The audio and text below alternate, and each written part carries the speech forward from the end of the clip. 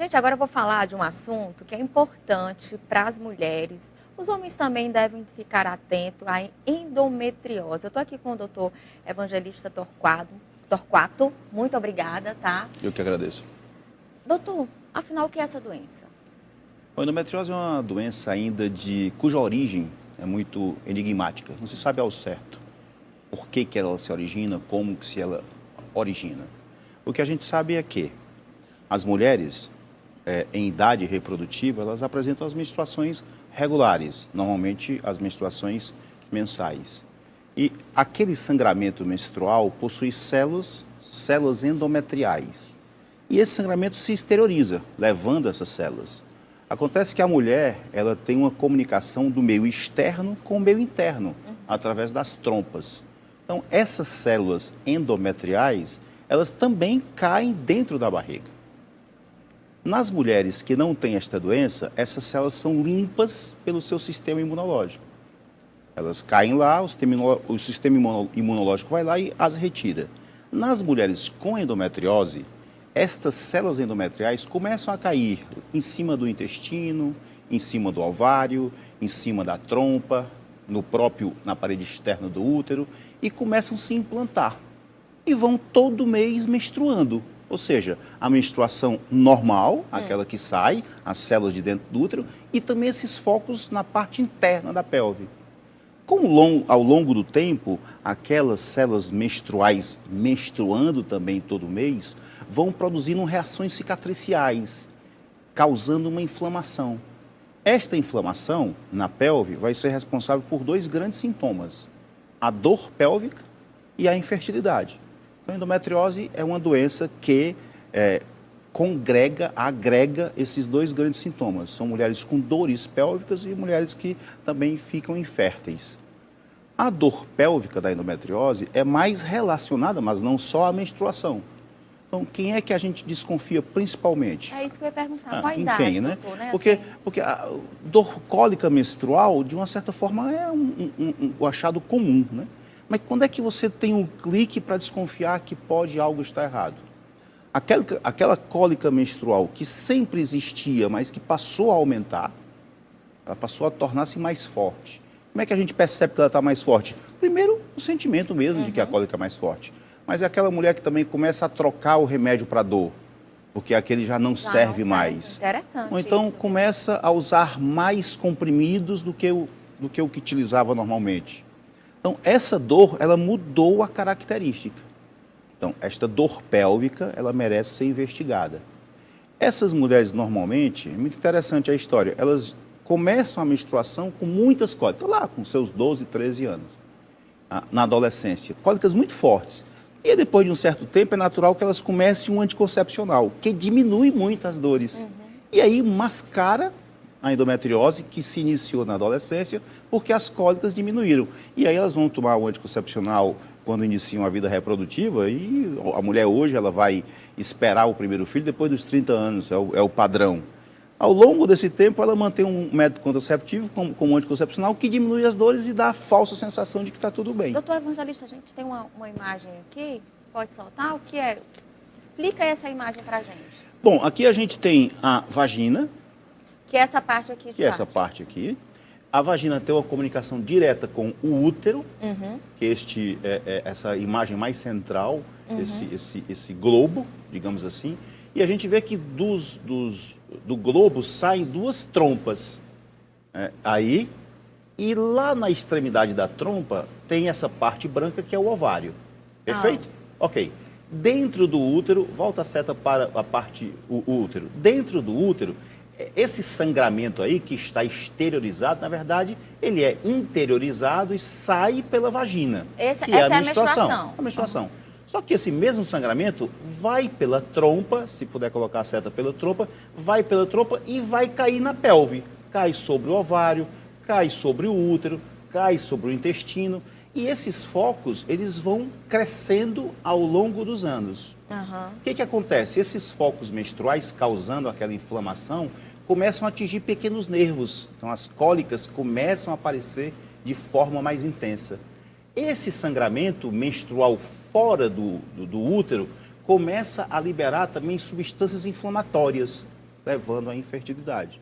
Então, esses são os dois, digamos, sintomas cruciais, cardinais dessa doença. É reversível essa doença? É tratável? Ela é tratável. A gente não pode falar em reversibilidade dela ainda. Não é uma pneumonia que você tem, toma ali o antibiótico 7 dias e fica bom da pneumonia. Não é esse tipo de doença. É uma doença de crônica, de longo tempo. Você atua em cima da dor, principalmente com a cirurgia. E aí, como toda doença, é importante a prevenção? Você detectar ela logo? Ou não? Como toda doença. Essa é uma doença particular pela seguinte coisa. Olha o dado que eu vou dar. Em média, o tempo de atraso no diagnóstico é de 7 a 10 anos. Nossa. Por quê? Tu vai ao médico e sente cólica e fala que tem cólica, e aí o sintoma cólica ele é muito limiar entre o normal e o anormal. Eu sei que o senhor é doutor, mas eu vou falar aqui. A gente vai para o médico, aí chega lá e fala, isso é normal, né? Então vamos trocar aqui o anticoncepcional, vamos trocar o remédio para... Uma coisa que o senhor falou que achei muito interessante, é porque a gente toma a medicação para... Eu estou dizendo a gente porque eu sou mulher, né? Claro. Tem outras mulheres aqui também no estúdio. A gente toma a medicação para cólica e aí, às vezes, ela não funciona, né? Não. E aí, toma de novo, e toma de novo. E fica aquela dor, Isso. né? E eu achei interessante o senhor falar que a gente deve observar até a intensidade da dor e se o remédio está fazendo efeito ou não. Perfeito. Né? Tem alguns sintomas agregados também interessantes. Mulheres com endometriose são, normalmente, nem sempre, mais constipadas. Né?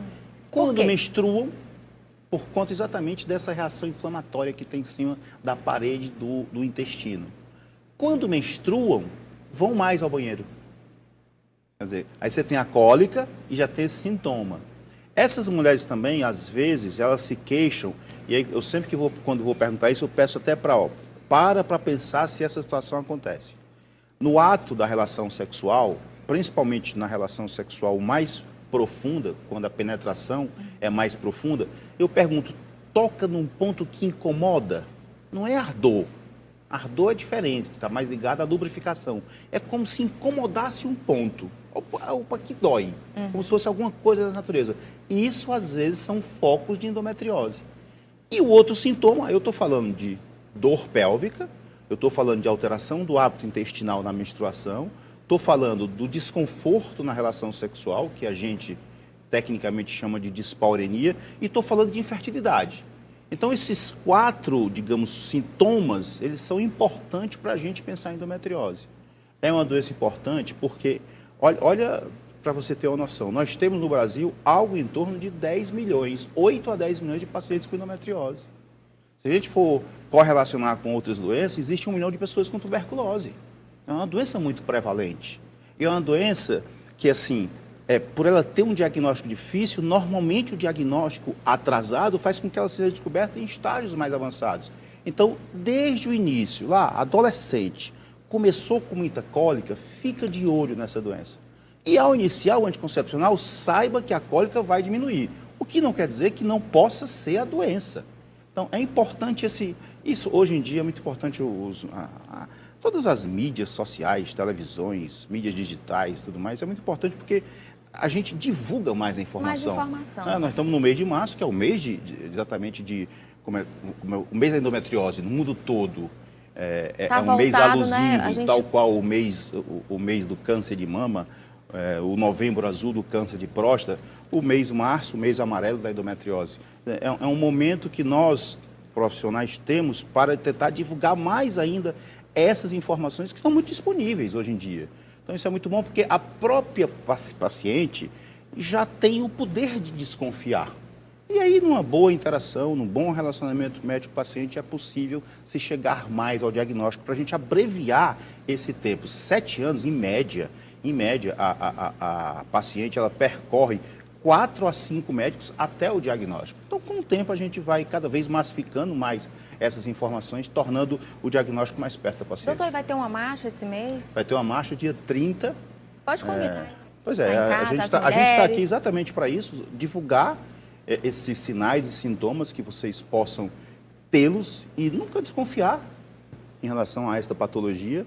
A marcha é uma marcha a nível mundial e ela é um momento de divulgação.